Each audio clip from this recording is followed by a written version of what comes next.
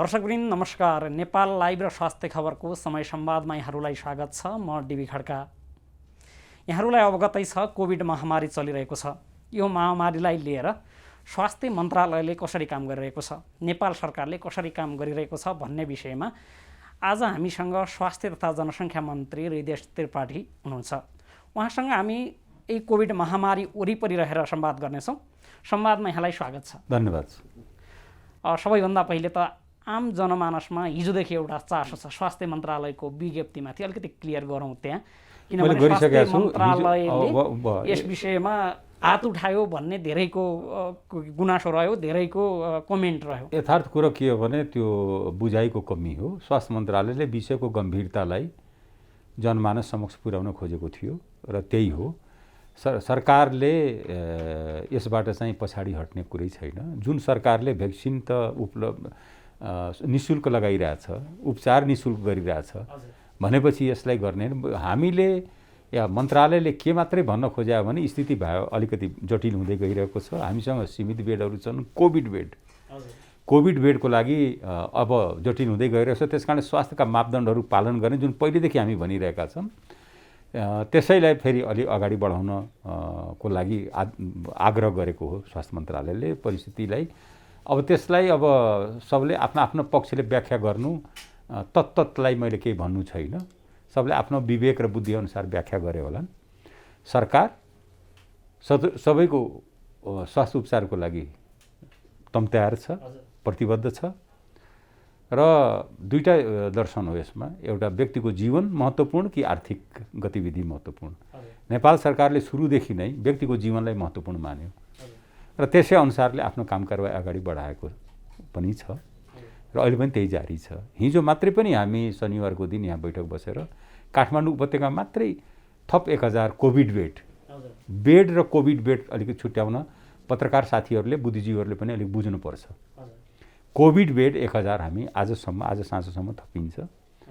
बेडको अभावमा कसैलाई छटपटेर हामी चाहिँ उपचारबाट वञ्चित हुन दिन्नौँ। केही इस्युहरू यस्ता आउन सक्छन् जस्तो सिलिन्डरको अभावमा अक्सिजनको अवस्था अलिकति बिग्रिन सक्छ। सिलिन्डरको लागि पनि सरकारले 20,000 सिलिन्डर मित्रराष्ट्र चीन सरकारबाट ग्रान्टमा ल्याउँदैछ। त्यसपछि पनि त्यो सहज हुन्छ स्थिति। बाहिर बसेर टिका टिप्पणी गर्नेलाई मैले यति मात्रै भन्छु कि कमसेकम उहाँहरू सुरक्षित रहनुहोस्। सुरक्षित रहनुभयो भने टिका टिप्पणी गर्न लायक रहनुहुन्छ। अहिले पनि कोभिड बेड पाउने स्थितिमै छ त हामीले भने जस्तो धेरैले बाहिर टिका टिप्पणी होइन, गलत टिप्पणी हो। कोभिड बेड खाली छन्। चाहिएको बेला मन्त्रालयले उपलब्ध गराउँछ। मन्त्रालयले गर्ने, अस्पतालले गर्ने। मन्त्रालयमा कोही पनि बिरामी आउँदैनन्। यहाँ उपचार हुँदैन। मन्त्रालयमा उपचार हुँदैन। सिस्टम त मन्त्रालयको होइन, हस्पिटलमा हुन्छ उपचार। मन्त्रालयमा कुनै उपचार हुँदैन। संसारको कुनै पनि मन्त्रालयमा उपचार भएको मैले सुनेको छैन। मन्त्रालय उपचार गर्ने होइन, मन्त्रालयले सिस्टम बनाउने हो। ठिकै छ, यस विषयमा कुरा नगरौँ। धेरै कुराको औचित्य पनि छैन। त्यही त मुख्य कुरा। अब मान्छेहरूको टिप्पणी पनि किन देखियो होला भने स्वास्थ्य प्रणालीले धान्न नसक्ने भयो भनेपछि मान्छे आत्तिएको होला। त्यो आत्तिएको कुराहरूलाई बढी यसमा जोड दिएको होला। स्वास्थ्य प्रणाली हाम्रो अवस्था के हो भने सङ्घमा हामी झनै 25-2600 कर्मचारी, प्रदेशमा हाम्रो करिब 3500 कर्मचारी र 22,000 भन्दा बढी कर्मचारी हाम्रा चाहिँ स्थानीय तहमा छन्। एकीकृत ढङ्गले सरकारले वैशाख 6 गते जुन आदेश जारी गर्यो त्यसको मूल उद्देश्य नै के थियो भने हरेक स्थानीयले के गर्ने, प्रदेशले के गर्ने, सङ्घले के गर्ने, प्रमुख जिल्लाधिकारीले के गर्ने, समाजले के गर्ने, व्यक्तिले के गर्ने लगायत सबैलाई चाहिँ त्यहाँ गरिएको। किनभने एउटा भनाइ छ कि whole of government whole of society. महामारीहरूमा सरकारका सबै अङ्ग र समाजका सबै अङ्ग जबसम्म मिल्दैनन् र एकीकृत भएर काम गर्दैनन् त्यसबेला महामारी अन्त्य भएको संसारमा कहीँ पनि न त इतिहास छ न त वर्तमान छ। त्यसकारण हामीले के भनेको छ, होल अफ द गभर्मेन्ट हामी त्यसलाई एउटा वातावरण बनाउँछौँ। होल अफ सोसाइटीको पनि वातावरण चाहिँ बन्नुपर्छ। किनभने यो चाहिँ सङ्क्रमणको चाहिँ के देखियो भने व्यक्तिमा सर्ने, व्यक्तिले अर्को व्यक्तिमा सार्ने, अर्को व्यक्तिले सार्दाखेरि समुदायमा सर्ने अनि देशैमा सर्ने। रहन्छ कहाँ भने व्यक्तिमा रहने भयो। त्यस कारणले हामीले सुरुदेखि भन्दैछौँ मास्क लगाउनुहोस्, व्यक्तिगत दूरी कायम गर्नुहोस्, साबुन पानीले हात धुनुहोस्, सेनिटाइजर प्रयोग गर्नुहोस्। सबभन्दा यसको एउटा रोकथामको सबभन्दा महत्त्वपूर्ण कडी यही हो। अर्को, महामारीमा रोकथामबाट रुक्छ। यो खालि उपचारको मात्रै विधि होइन, यसको विधि भनेको रोकथाम हो। महामारी, त्यसैले महामारी भन्छ यसलाई, यो रोग होइन। महामारी फैलिएको बेलामा रोकथाम, यसका प्रिभेन्सनका हरेक कदमहरू, प्रभावकारी कदमहरू चालेपछि मात्रै यो रोकिन्छ। यो हामीले बुझाउन खोजिरहेका छौँ। नेपालका राजनीतिक दलहरू, नेपालको अगुवा समाज सबैलाई बुझाउन खोजिरहेका छौँ। तर चाहिँ अब महामारी जो सङ्क्रमण बढिरहेको छ, यसैले गर्दा सरकारले विभिन्न कदमहरू चाल्यो। पहिले लकडाउनसम्म पनि हामी गएका थियौँ। यसपटक भरसक लकडाउनमा नजाउँ भने सरकारले त्यसका लागि 6 गते आदेश जारी गर्यो, 30 बुँदे। त्यसको पूर्ण पालना भएको भए आजको अवस्था आउँदैन थियो, हामी निषेधाज्ञामा जानु पर्दैन थियो। तर त्यो पालना नभएको हुनाले निषेधाज्ञामा जानु पर्यो। अब निषेधाज्ञा पनि अब विभिन्न जिल्लाहरूमा बढ्दै गइरहेको छ। हामी एउटा मापदण्ड बनाएका छौँ। हिमाली र पहाडी जिल्लामा 200 भन्दा बढी सक्रिय सङ्क्रमित देखियो भने त्यहाँ निषेधाज्ञा जारी गर्ने, 500 भन्दा बढी काठमाडौँ र मधेसमा 500 भन्दा बढी सक्रिय सङ्क्रमण भयो भने त्यहाँ निषेधाज्ञा जारी गर्ने र स्थानीय प्रशासनले त्यो अवलोकन गरेर त्यहाँको DCCMC को निर्णयबाट गर्न सक्छ, जुन भइरहेको छ र अहिले अगाडि बढिरहेको छ। त्यसैले हामी निषेधाज्ञाको चरणमा जाँदाखेरि यसको के हो भने सम्पर्कलाई या जुन सङ्क्रमणको चेन हो त्यो चेनलाई ब्रेक गर्ने, यो निषेधाज्ञाको अर्थ त्यही हो। हजुरहरूले जे कदम चालिराख्नु भएको छ यो चेन ब्रेकका लागि भन्ने छ होइन। यसबाहेक पनि पोहोर साल हामीले गरेकै अभ्यास के भने कन्ट्याक्ट ट्रेसिङ पनि गरेका थियौँ। त्यसमार्फत पनि कोभिडका बिरामीहरू पहिचान गरेर हामीले थप चेन ब्रेक गरेका थियौँ। यसपालि त्यो चाहिँ हामीले गरेनौँ, एउटा लकडाउनकै मात्रै भर परे जस्तो देखिन्छ। कसरी गर्ने नगर्ने कन्ट्याक्ट ट्रेसिङ त भनेको अहिले के छ भने अहिलेको भेरिएन्ट धेरै आक्रामक पनि छ, अत्याधिक सङ्क्रमक पनि छ। कन्ट्याक्ट ट्रेसिङको लागि पहिलोको चाहिँ अलिकति यो हिसाबले मधुर थियो, मत्थर थियो। अहिले त के छ भने एक त युवा समूहहरूमा बालबालिकासम्म पनि अहिलेको सङ्क्रमणले छोइरहेको छ, जुन पहिले एउटा निश्चित उमेर समूहभन्दा माथि अलिक बढी यसको प्रभाव देखिएको थियो। बाँकीले कम्युनिटी हर्ड आफैले पचाइसकेको अवस्था पनि थियो। त्यस कारण त्यो लिङ्केज हेर्दाखेरि के हो भने अहिले जुन अहिलेका हाम्रा चाहिँ विज्ञहरूले जे गर्न खोजिरहेका छन्, स्थानीय तहको सहयोग लिएर समूहमा या कुनै एउटा ठाउँ विशेषमा जहाँ बढी महामारीको चाहिँ प्रकोप देखियो, सङ्क्रमणको देखियो, त्यसलाई बरु छुट्टै अब चाहिँ ट्रिट गर्नुपर्ने, छुट्टै त्योसँग चाहिँ जुझ्नुपर्ने अवस्था आइसकेको छ। कन्ट्याक्ट ट्रेसिङ आदि इत्यादि निरन्तर चलिरहेछ। यदि त्यो नभएको भए यो सङ्ख्या आउँथ्यो कसरी? मैले बुझ्नै सकिनँ, बुझाउनै सकिनँ। हाम्रै सङ्ख्यालाई युज गरेर हामीले नै सिकाउन आउँछन् सबै मान्छे। हाम्रै स्रोतलाई यति भएको छ है सङ्क्रमण भनेर, अनि हामीले नै एजिफ हामीले नै बढाइदिया हो त्यो सङ्क्रमण भनेर जो गर्छन्। यस प्रकारको चिन्तनको दरिद्रता लाई मैले खालि दया मात्रै प्रकट गर्न सक्छु, अरू केही गर्न सक्दिनँ। त्यही त महामारीको यो दोस्रो लहर आउने पूर्व जानकारी भनौँ न, पोहोर साल हामीले एउटा पार गरेपछि यसपालि पनि थियो होइन। सरकारले जनशक्ति पोहोर साल पनि अभाव थियो, त्यो अभाव अहिले पनि दोहोरिएको छ। अहिले पनि जहाँ महामारी बढिरहेछ, जुन अस्पतालमा चाप बढेको छ, त्यहाँ अब अहिले कोभिड भएका हाम्रा स्वास्थ्यकर्मीहरूलाई नै हामीले काममा लाउनु पर्ने स्थिति छ। र हामीले नयाँ अब केही ठाउँमा त हजुरहरूको नेतृत्वमै नयाँ जनशक्ति मागेका पनि छौँ होइन। जनशक्तिको यो व्यवस्थापनमा चाहिँ हामी पहिलेदेखि नै कहाँ चुकेर छौँ? यस्तो छ, महामारीको बेलामा एउटा चाहिँ जनशक्ति चाहिन्छ, नर्मल बेलामा एउटा जनशक्ति चाहिन्छ। त्यही हो फरक, चुक्ने कसैले होइन। किनभने मैले नै जेठ र असाढमा उच्चतम बिन्दुमा पुग्छौँ सङ्क्रमणमा भनेर मैले संसदमा बोल्दाखेरि ओर्लिने बित्तिकै कतिपय नेताहरूले ज्योतिष नबन्नुहोस् न भनेर भनेका थिए। अहिले नबन्नुहोस् न भन्दा भनेका मध्ये कति चाहिँ सङ्क्रमित भइसक्यो। अहिले हाम्रो हेर्ने दृष्टिकोण र आफू मात्रै जानकार हुने दृष्टिकोण जुन रोग छ। र फेरि एउटा कुरा के बुझ्नुपर्छ भने यो यस्तो विषय मैले पनि मेरो विषय होइन, इन्जिनियरिङ मेरो विषय हुनसक्छ, अर्थशास्त्र मेरो विषय हुनसक्छ, तर मेडिकल साइन्स अथवा महामारी मेरो विषय होइन, म त्यसमा दावा पनि गर्दिनँ र म इम्पोज पनि गर्दिनँ। तर हामी यहाँ त सबै के छ भने भूकम्प आएपछि सबैजना भूकम्प विशेषज्ञ, तपाईँ पत्रकारहरू पनि भूकम्प विशेषज्ञ हुनुभएको थियो त्यस बेला। अहिले तपाईँहरू पनि महामारी विशेषज्ञ भइजानु भएको छ, म चाहिँ होइन है, फेरि म विशेषज्ञ हुँदै होइन। यहाँ जो विशेषज्ञ छ त्यसको म भरोसा गर्छु। एक दोस्रो कुरो के भने हामीले स्पष्ट भनिसकेका छौँ, करारमा तपाईँहरूले आवश्यक जनशक्ति तपाईँहरू करारमा लिन सक्नुहुन्छ, प्रयोग गर्नुहोस्, त्यसलाई हामीलाई त्यसको रकमको जो हामी गरिदिएका छौँ। त्यो निश्चित अस्पतालहरूले जहाँ कमी छ त्यो हामीले गरिदिन्छौँ। सुरुमै हामीले के गर्यौँ भने यहाँको उच्चतम तहका पदाधिकारीहरूलाई विभिन्न प्रदेशमा पठाइयो, जसमा डिजी स्वयं 2टा प्रदेश जानुभयो। स्वास्थ्य सेवा विभागको डिजी महेन्द्र श्रेष्ठ जो एकदम यहाँको सिनियर हुनुहुन्छ, उहाँ नै लुम्बिनी प्रदेश भर्खर गएर आउनुभयो। रोशन जो यहाँको सिनियर हुनुहुन्छ, उहाँ नै अब 1 नम्बरमा चाहिँ उहाँ सम्पर्कमा हुनुहुन्छ र अब जाँदै पनि हुनुहुन्छ। त्यो बुझेर नै हामीले सबै गरे हो। सबै कुरा प्रचारित भएपछि काम भयो। काम गरेको चाहिँ काम भएन भने जुन मनोविज्ञान छ, यो सबै क्षेत्रमा त्यो जोखिमपूर्ण मनोविज्ञान छ। कतिपय आन्तरिक तयारीहरू हुन्छन्, कुनै जरुरी छैन कि त्यो आन्तरिक तयारी हामी सबैले चाहिँ सार्वजनिक गर्नै पर्छ। मेन उद्देश्य के हो भने यस महामारीबाट बचाउनको लागि पहिले त मैले सुरुदेखि हामी भन्दै आएको छौँ र मन्त्रालयले भन्दै आएको छ, सरकारले भन्दै आएको छ कि सबै कदमहरूलाई कडाइका साथ प्रभावकारी ढङ्गले पालन गर्नु।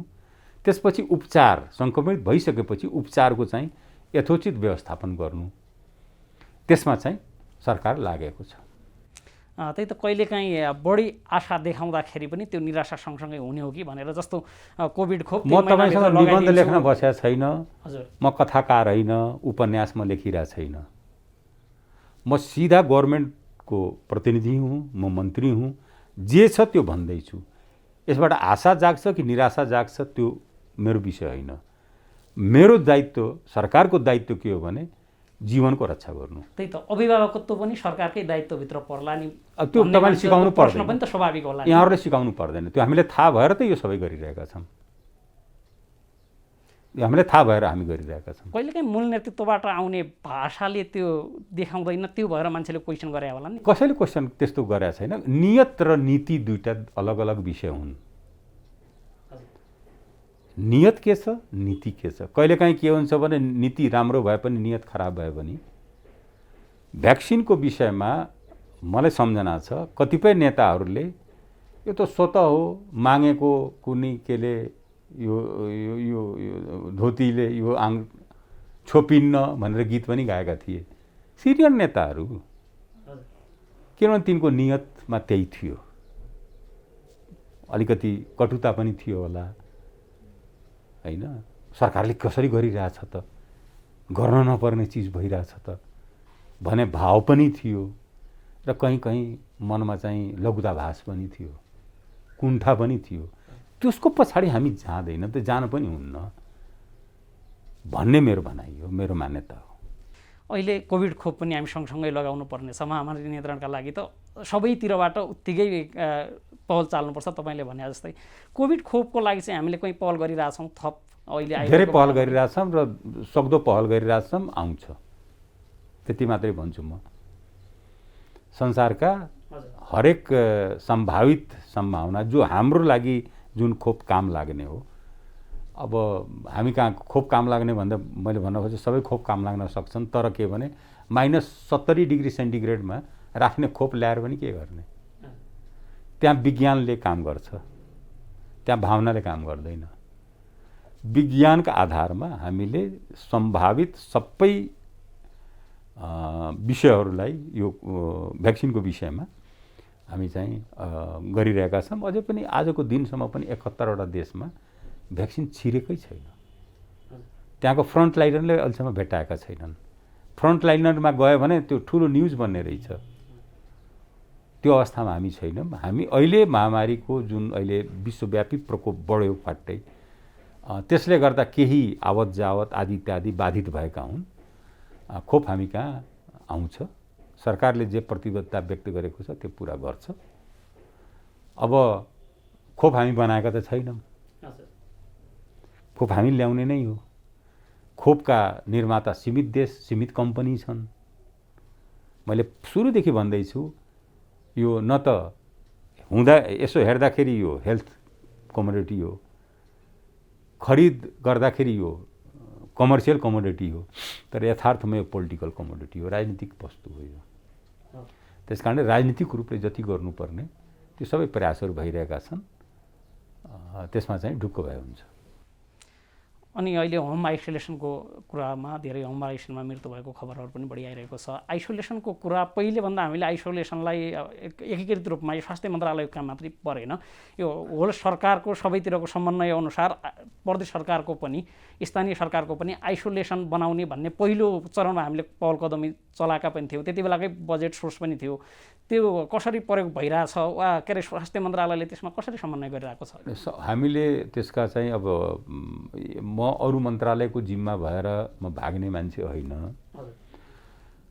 यथार्थमा अहिले जुन ढङ्गले सङ्क्रमण बढिरहेको छ या जुन ढङ्गले हाम्रा दाजुभाइहरू हिन्दुस्तानबाट आइरहेका छन् र जति प्रतिशत पोजिटिभिटी देखिया छ यो सङ्ख्या, त्यो वास्तवमा चिन्ताजनक नै छ।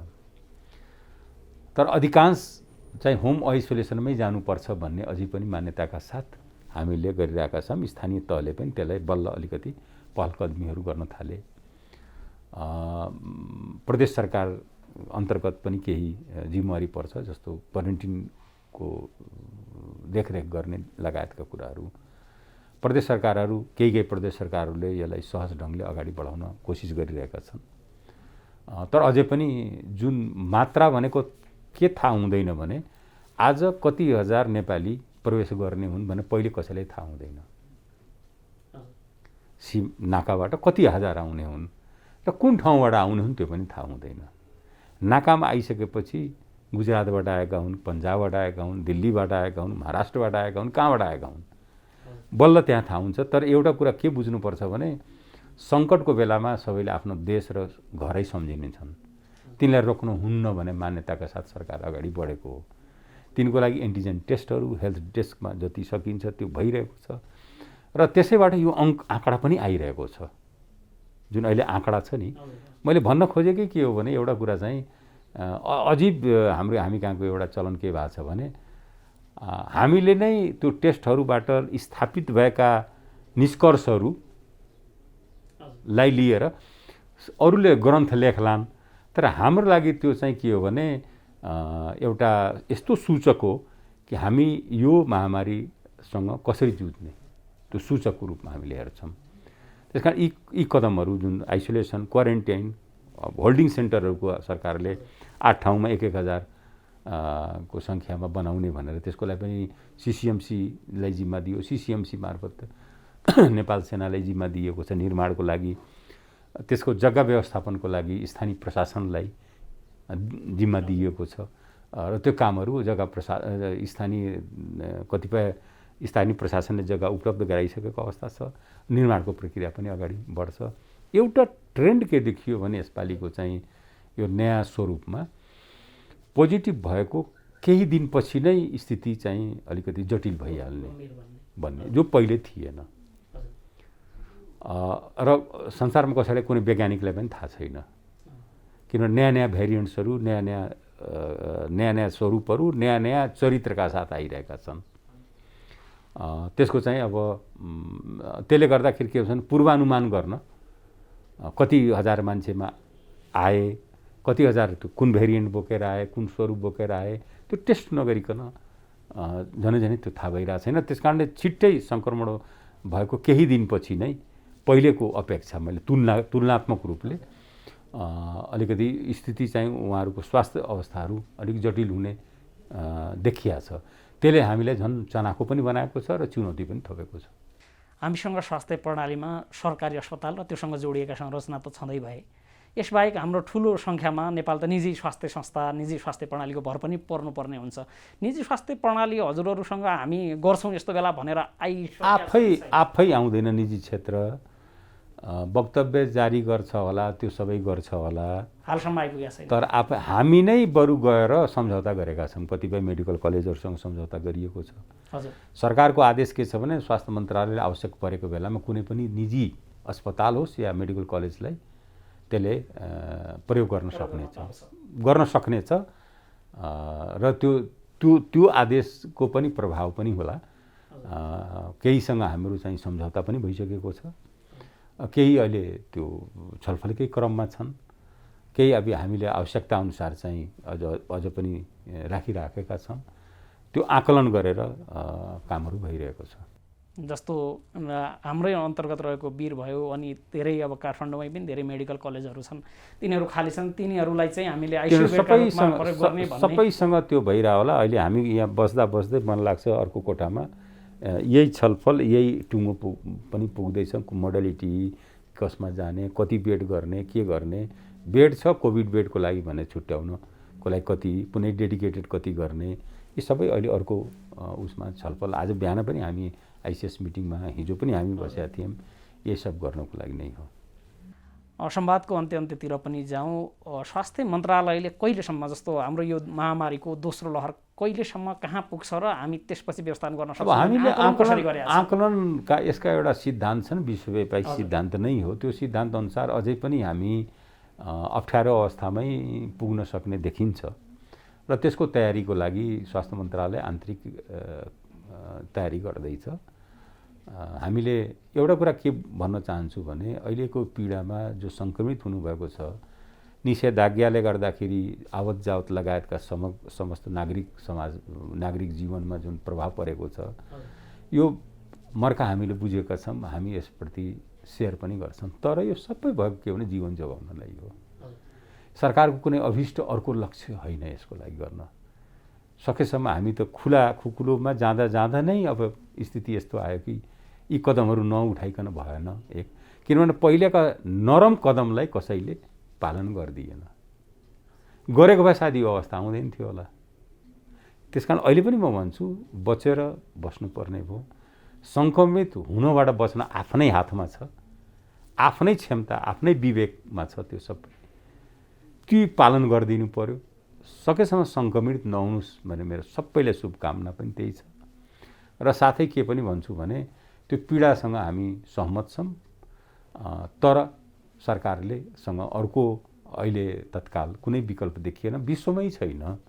विश्वमा भएका सबै विकल्पको खोजी हामी गरिरहेका छौँ र त्यसबाट नेपाली जनतालाई हामी वञ्चित राख्दैनौँ। यो हाम्रो प्रतिबद्धता हो। हस्, यहाँलाई धेरै धेरै धन्यवाद व्यस्त समय र महत्त्वपूर्ण भनाइका लागि। धन्यवाद। दर्शकवृन्द, यहाँहरूलाई पनि धेरै धेरै धन्यवाद। आगामी दिनमा पनि यस्तै संवाद र व्यक्तित्वका साथ उपस्थित हुनेछौँ। आजलाई बिदा दिनुहोस्। नमस्कार।